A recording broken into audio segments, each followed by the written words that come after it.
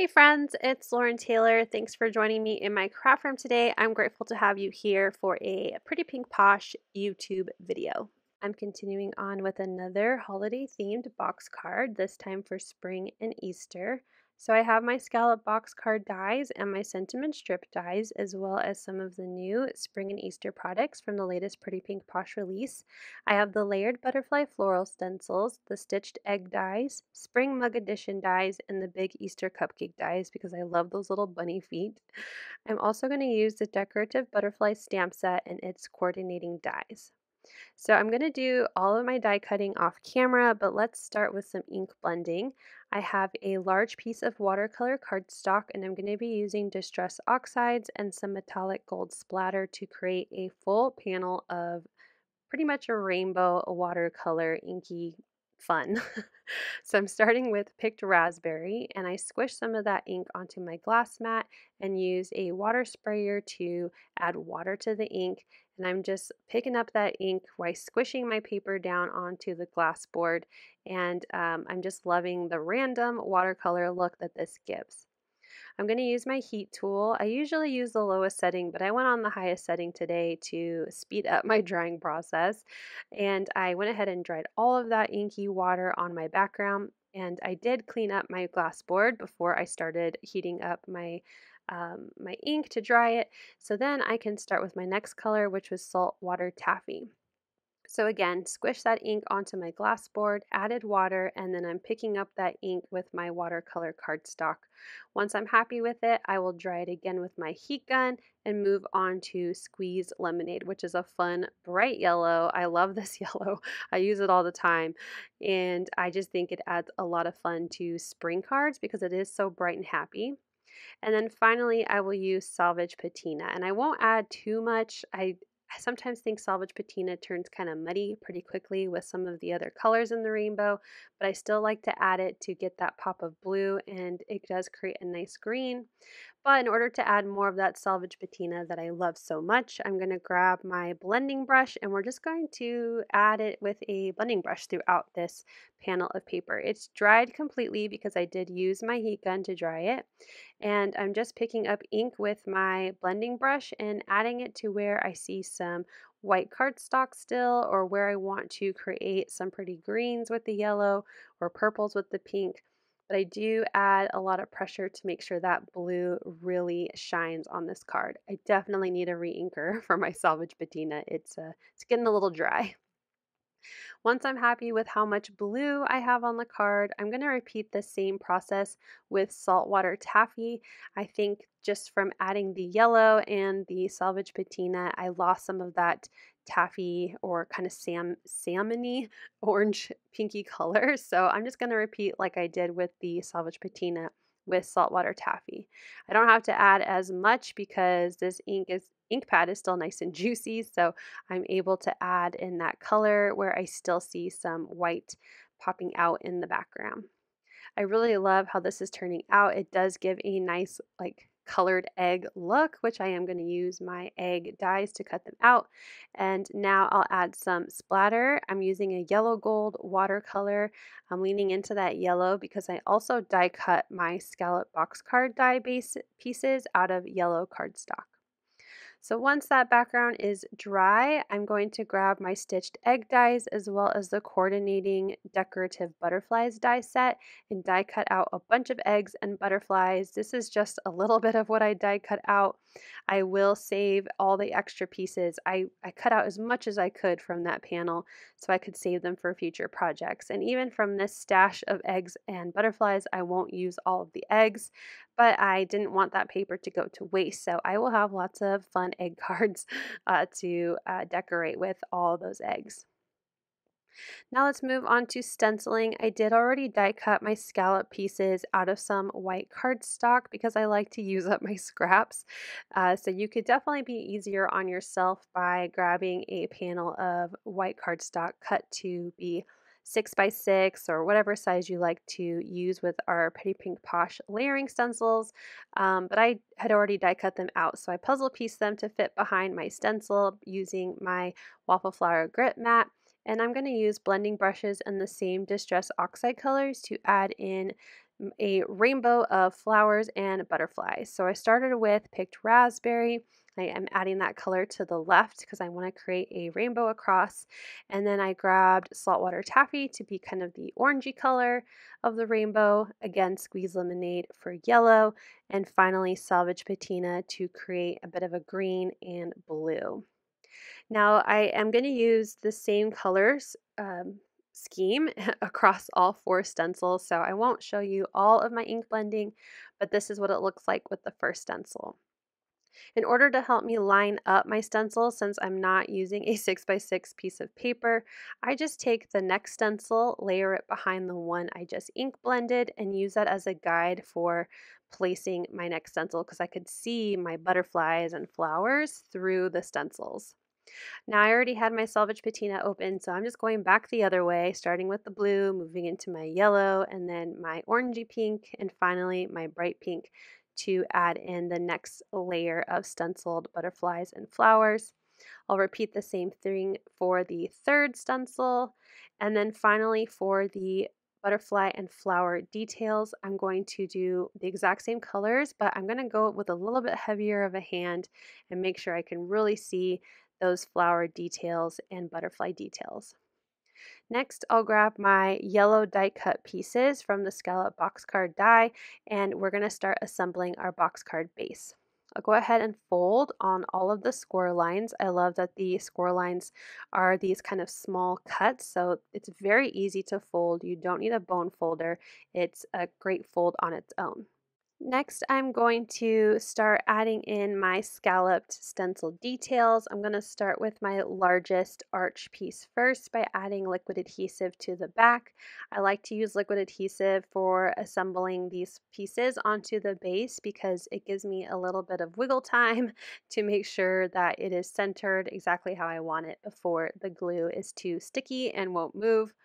Then I'm going to move on to adding the side pieces. I like to add these to the outside of the box card, so I flipped it over and I'm adding in my pink and orange and then my yellow and blue to the sides. I did intentionally color those pieces like that so it goes from a rainbow from left to right. I have the pink on the left all the way over to the blue on the right. Next, I'll add my rectangle pieces to my box card shelf pieces. I don't know if that's the technical term for these die cut pieces, but that's what I call them. I like to call them shelves because I add things to them and I'm able to kind of stair step them depending on how many shelf pieces I want on my box card. I'm only using 2 today, one to close up the box card and one shelf for the center of the box card. I'm adding double-sided adhesive to all of the tabs of these 2 shelf pieces, but I'm only going to pull off the release paper from the left sides. I'm going to attach the left side first, and in order to make sure I don't accidentally, stick my glue where I don't want it, I'm just going to peel one side at a time. I will kind of go back and forth on which one I want to be on the front, even though it really doesn't matter because I am going to attach lots of fun things to my shelf pieces. But I'm taking the first one and I'm adding it to the center on the left side, and then the second one to close up the box card.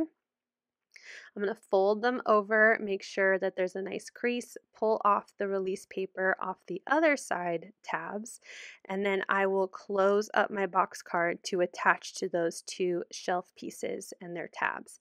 And then I like to bend it back and forth, make sure that the scored lines are able to move, that it will fold flat, and you can see that our box card is put together and ready to decorate. I also die cut my sentiment strips from some super shiny glittery pink cardstock.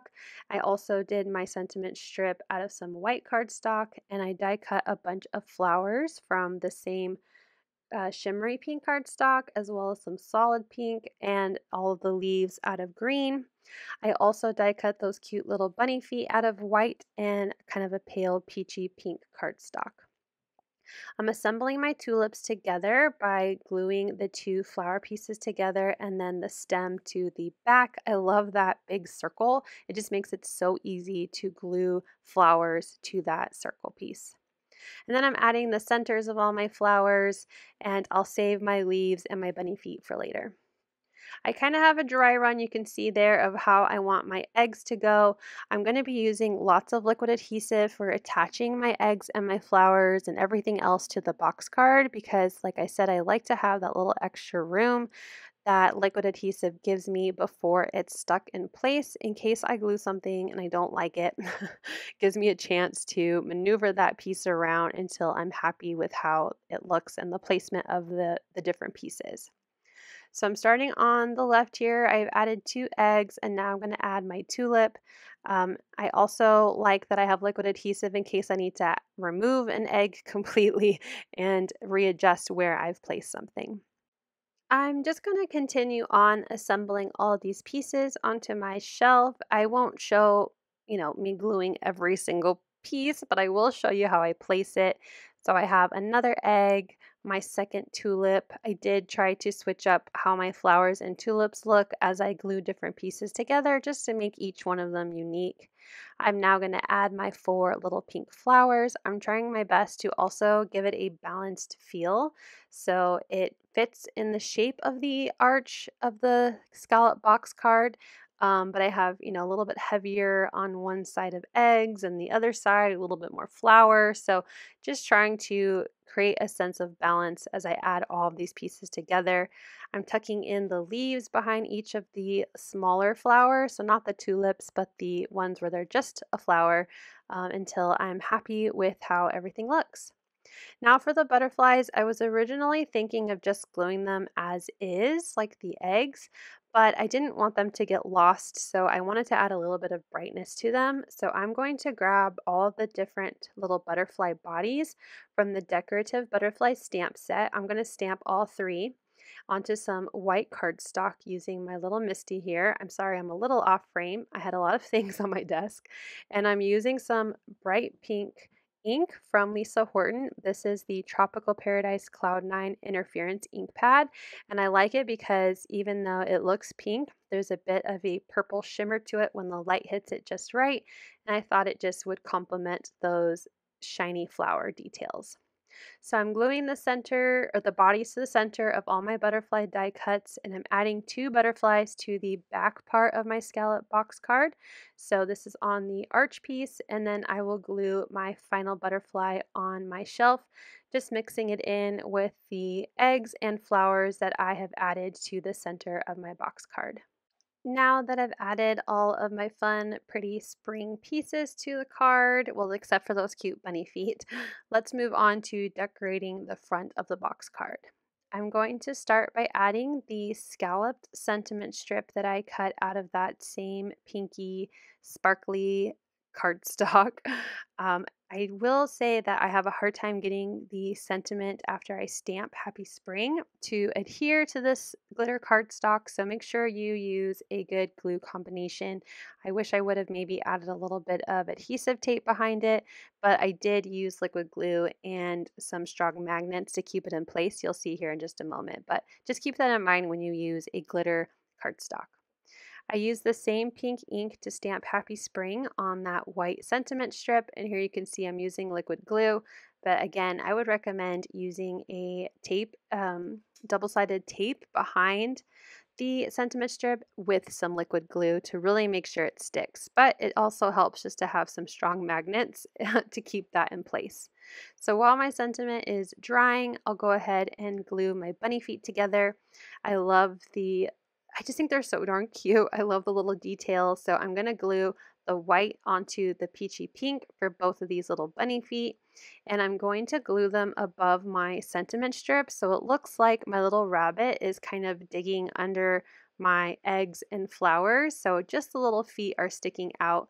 And I did them upside down, I guess you could say. So it looks like he is going under the little spring details in the center of my box card. So just like I did with the eggs and the flowers, I'm just going to add a little bit of liquid glue to where it will attach to the box card. I did use the grid on my glass mat here to try to make sure that my feet were centered to the box card. And then I glued on my second little rabbit foot. I'm absolutely loving how this box card turned out. I think it's a little different from the other 2 I've done so far for this year's holidays, but I love all of the rainbow pastel with the pop of that bright pink on this box card. I'd love to know what you think of this box card down below, and if you've also watched my Valentine and St. Patrick's Day box cards as well. Thank you so much for watching. I hope you'll click like, and if you're new here, I hope you'll subscribe and come back. As always, you can find everything I use down below in the description box. Thank you and have a wonderful day. Bye!